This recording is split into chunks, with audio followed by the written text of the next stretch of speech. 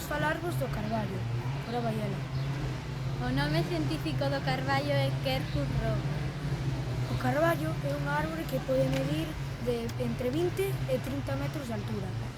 De feito, aquí en Galicia temos o carballo de Arguelo, que chega a medir uns 36 metros, máis ou menos como un edificio de 12 plantas. A copa do carballo é ancha e redondeada. A madeira O tronco do carballo é groso e forte e ten unha covia rugosa. A madeira do carballo emprégase para a construción de mobles, carpintería exterior, parrins, tarimas. Empregouse históricamente para facer barcos. Falando das súas follas, o carballo é unha árbore de folla caduca, é dicir, que as súas follas caen no outono. O bordo das súas follas ten o bordo ondulado e o seu lóbulo redondeado.